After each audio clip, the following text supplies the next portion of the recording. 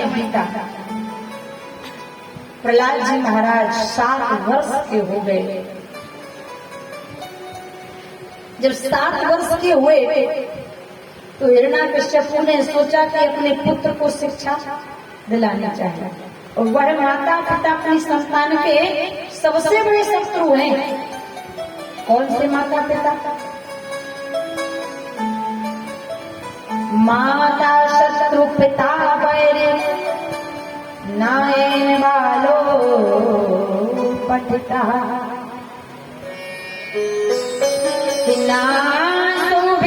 सभा मध्य हंस मध्य बबूयथा। वह माता पिता अपनी संतान के सबसे बड़े शत्रु होते हैं, जो अपने संतान को पढ़ाते और लिखाते नहीं।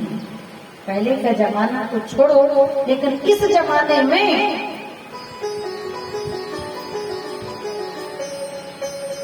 जो भी माता पिता अपने संतान को उचित शिक्षा नहीं दिला पाते, वह अपने संतान के शत्रु होते हैं, क्योंकि वह अनपढ़ बालक या बालिका समाज में ठीक उसी प्रकार शोभनीय होते हैं जिस प्रकार से हंसों के बीच में बगुला कभी शोभा देता नहीं।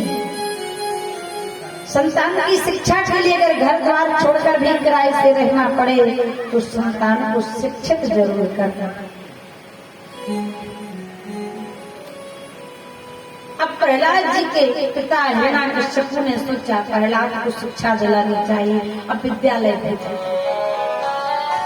और कहते हैं प्रहलाद जी का जब जन्म हुआ तो हिरण्याकश्यपु बहुत प्रसन्न हुआ, क्योंकि जब बेटा होता है तो बड़ी खुशी होती है, और जब बेटी होती है, अच्छा ईमानदारी से बताना, जब बेटा जन्म लेता है तब ज्यादा खुशी होती है कि जब बेटी बेटी बेटी मैंने देखा है आजकल ये देखा है मैंने, समाज की कुरीति है, कुभाव है। आजकल अगर बेटा होता है तो बैंड बजाया जाता है, ढोल बजाए जाते हैं, डीजे बजाए जाते हैं, और बेटी होती है तो ये कुरीति है समाज की। आजकल मैंने देखा है कि अगर किसी को पता चलता है कि हमारी बहू को बेटा हो गया, हमें नाती हो गया, इतना प्रसन्न होता है महाराज। अस्पताल में जाता है तो नाती को गोद में लेके करता है हुलू हुलू हुलू हुलू। और अगर पता चल जाए कि हमारी बहू को बेटी हो गई, हमें नातिन हो गई, तो 80 वोल्ट का करंट लग जाता है। लेकिन बेटियां उन बेटों से लाख गुना अच्छी होती हैं। किन बेटों से? कि भजन करत लड़की भलो न भड़या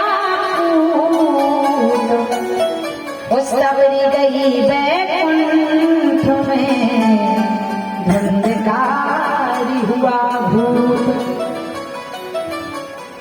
ऐसे बेटों से तो बेटियां लाख गुना अच्छी हैं, जो कम से कम परमात्मा का भजन करती हैं, परमात्मा की प्रिय कथा देश विदेशों में जाकर भगवान की कथा का प्रचार प्रसार करती हैं, सनातन धर्म का, हिंदू धर्म के ग्रंथों का प्रचार करती हैं, जन जन में वेद वाणी को पहुंचाती हैं। ऐसे पुत्रों से तो बेटियां लाख गुना अच्छी। भजन करत लड़की भली भलो न भड़या भूत सबरी गई बैकुंठ में धुंधकारी हो भूत। बोलो राधे राधे। क्यों? क्योंकि बेटी नहीं बचाओगे तो बहू कहां से लाओगे? और बेटियों को मारते जाओगे ना तो बिहार और उड़ीसा के चक्कर लगाओगे। बोलो राधे। बेटी है तो कल है, बेटी पढ़ेगी तो बेटी बढ़ेगी। क्योंकि एक बेटी परमात्मा से शिकायत करती है कि हे परमात्मा, तूने मुझे बेटी बनाकर मुझे बहुत बड़ी सजा दे दी, कभी तो विधाता लो सुध मेरी आकर, उस सजा मुझको कैसी दी बेटी। किसी ने मुझे कोख में मार डाला, किसी ने मुझे बददुआ समझकर पाला। खटकती रही मैं सबकी निगाह पर, उस सजा मुझको कैसी दी बेटी। हुई जो सयानी तमाशा बनी में, कहीं पर लुटी तो कहीं पर मिट्टी में। सौदा हुआ मेरा बोली लगाकर, उस सजा मुझको कैसी दी बेटी। चाहे वह त्रेता की बेटी हो, द्वापर की बेटी हो या कलयुग की बेटी हो, जितने भी अत्याचार, दुख, प्रताड़नाएं, यातनाएं सहनी पड़ी है, वो सहनी पड़ी है बेटियों। माता जानकी त्रेता की बेटी, जिनको एक प्रजा के कहने पर परमात्मा ने गर्भवती जानकी को 7 रास्तों पर छोड़ा। जहाँ पर माता जानकी को समझ नहीं आ रहा था कि मैं जाऊं तो कहाँ जाऊं। भरी बीच सभा में जहाँ पर धर्मराज जैसे, युधिष्ठिर जैसे महात्मा बैठे, कुल गुरु कृपाचार्य द्रोणाचार्य बैठे, जहाँ पर पांचाली के 5 पति बैठे, जहाँ पर गंगा पुत्र भीष्म पितामह बैठे, वहाँ पर द्वापर की बेटी द्रौपदी को नग्न किया जा रहा है। किसी कवि ने बड़ा सुंदर भाव बेटियों के लिए कहा कि बेटियों का भाग भगवान तूने कैसा बनाया है। बेटियों का भाग भगवान तूने कैसा बनाया है। बेटियों का भाग भगवान तूने कैसा बनाया है। बेटियों का भाग